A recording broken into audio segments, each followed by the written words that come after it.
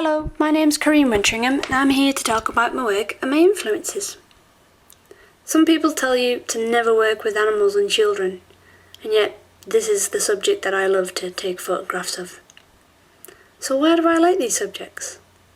Well, children and animals live in the moment. They're here, they're now.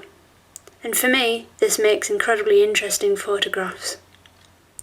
They're not going to smile if they don't feel like it, and you're going to have to work very hard to keep their attention. It's a labour of love, and I definitely feel it's worth it. I've grown up with animals all my life, and not just the usual furry kind. I currently own 3 lizards, and there isn't a person I've met who hasn't been made aware of this by me. Animals and children don't talk, and neither do photographs. You can understand all you need to know just by looking at them. The more you spend with them, the more you get to know them. So what's my latest project about, and how did I come up with the idea for it?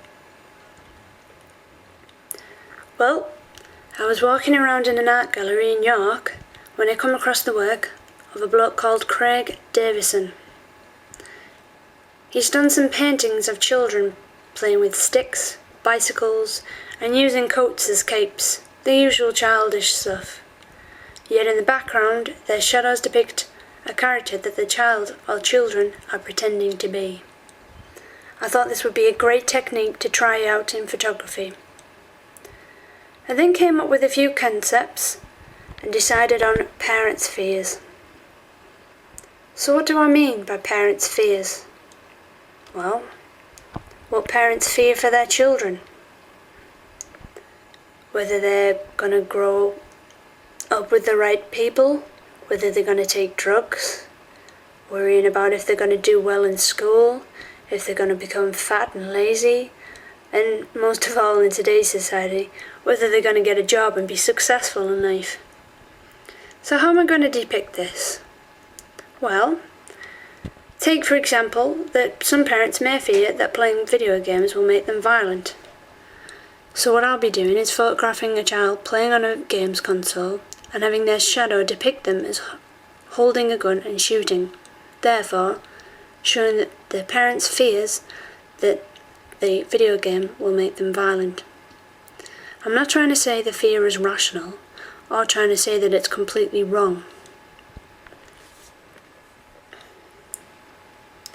Why did I choose this subject then? Well, because I feel there is a lot of pressure from the media on how to raise our children. For example, one week they'll tell us to let our children go outside and get the exercise that they need so they don't become fat and lazy. Next they'll shout about how children are never safe and that paedophiles are everywhere, waiting to snatch them.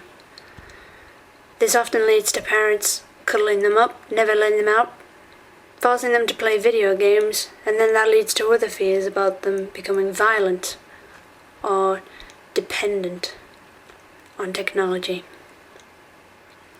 I want to see what parents really fear.